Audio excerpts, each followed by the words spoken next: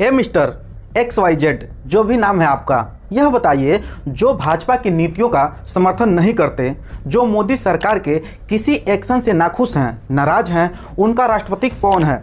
जिन्हें देश की वर्तमान सत्ता किसी माध्यम से परेशान कर रही है, उनका राष्ट्रपति कौन है? जिनके संवैधानिक अधिकारों की लूट सत्ता में बैठे लोग जो कथित रूप से कर रहे हैं, उनका राष्ट्रपति कौन है? अब आपके दिमाग में आ रहा होगा कि मैं सठिया गया हूँ, क्या बुढ़ौती आने से पहले ही मैं सठिया गया हूँ? क्या देश के राष्ट्रपति तो एक ही होता है ना? एक ही होता है और वर्तमान में इस कुर्सी पर द्रौपदी मुर्मू जी बैठी हैं। तो फिर यह कैसा सवाल हुआ? राष्ट्रपति कौन है? कोई मोदी सत्ता को समर्थन दे या उसका विरोध करे, राष्ट्रपति तो सबका एक ही होगा ना। तो फिर यह सवाल मेरे मन में आ कहाँ से गया? दरअसल भारत की महामहिम राष्ट्रपति ने अभी वक्फ संशोधन बिल पर जो एक्शन लिया और जो एक्शन नहीं लिया है, ये दोनों अपने आप में बड़े सवाल खड़े कर रहे हैं। तो आइए आज इस वीडियो में इस सवाल का जवाब टटोलने की कोशिश करते हैं कि मोदी सत्ता की नीति से अलग विचार रखने वालों के राष्ट्रपति कौन हैं और क्या द्रौपदी मुर्मू जी भारत के हर एक नागरिक के राष्ट्रपति हैं, और यदि हैं तो ऐसा व्यवहार क्यों? इसके साथ ही बात करेंगे कि सुप्रीम कोर्ट के भीतर वक्फ संशोधन को लेकर जो याचिकाएं लगी हैं, तो याचिकाकर्ता को क्या क्या करना होगा और आगे इसमें क्या उम्मीद जताई जा सकती है।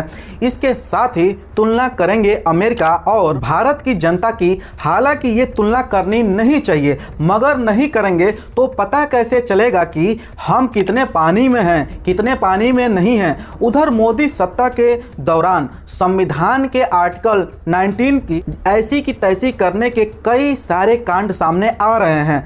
इन सब पर एकदम आसान भाषा में चर्चा करेंगे और हरियाणा के नूह से एक ऐसी खबर आ गई है कि दिल को गदगद कर देगी, उसको जरूर देखिएगा। और वीडियो के आखिरी में सुप्रीम कोर्ट के वरिष्ठ अधिवक्ता अभिषेक मनोज सिंघवी इस बिल को लेकर, इस संशोधन को लेकर जैसे जैसे चीरफाड़ कर रहे हैं, उसको ध्यान से देखेंगे तो भविष्य पता चलेगा। अगर आप चैनल पर नए हैं, पहली बार विजिट कर रहे हैं, तो चैनल को सब्सक्राइब जरूर कर लीजिए और बेल आइकन को दबाइए, जिससे आने वाली सभी वीडियो आप तक तुरंत पहुंच सके। राष्ट्रपति की तरफ से ऐसा क्यों हुआ?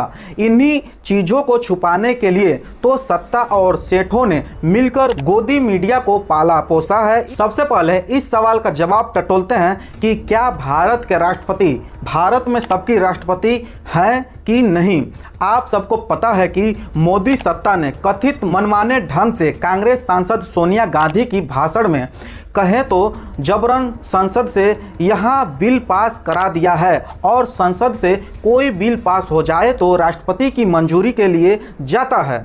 जब राष्ट्रपति उस पर मुहर लगाते हैं तब वो कानून बनता है। अब आपके मन में सवाल आना चाहिए कि जब लोकसभा और राज्यसभा के तमाम सांसदों ने बिल को पास करा दिया तो राष्ट्रपति की जरूरत क्या है, उनके मुहर की आवश्यकता क्या है? तो समझने वाली बात यह है कि केंद्र सरकार के मुखिया वही होता है, जब तक उनकी हामी नहीं मिलेगी कोई भी विधेयक कानून नहीं बनेगा।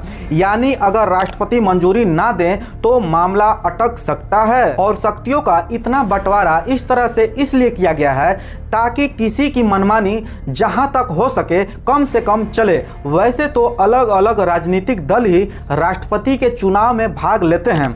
जो बहुमत में होता है, जो बहुमत जुटा लेता है, वो अपने कैंडिडेट को राष्ट्रपति बना लेता है। मगर जैसे ही व्यक्ति चुना जाता है और संवैधानिक पद पर बैठाता है, वह सबका हो जाता है। अब किसी पार्टी का नहीं रह जाता, किसी नेता का नहीं रह जाता। यह अलग बात है कि उसके काम किसी के लिए हो सकते हैं। आपने अक्सर सुना होगा, खासकर हमारे विश्व गुरु की जुबान से, कि अब मैं सबका हूँ, कुर्सी पर बैठ गया तो सबका हो गया। तो सवाल यह है कि हमारी राष्ट्रपति क्या सबकी हैं? हाल ही में वक्फ संशोधन विधेयक पर उन्होंने अपनी मुहर लगाई और उसे कानून बना दिया। अब आप सोचेंगे कि क्या मुझसे पूछकर राष्ट्रपति फैसला लेंगे? आपकी बात बिल्कुल जायज़ है। आगे बढ़ने से पहले अपने स्क्रीन पर इस खबर को देख लीजिए। जब वक्फ संशोधन बिल दोनों सदनों में पास हो गया और अभी राष्ट्रपति की मंजूरी नहीं मिली थी, तब भी all India Muslim personal law board ने एक पत्र लिखा और मंजूरी देने से पहले राष्ट्रपति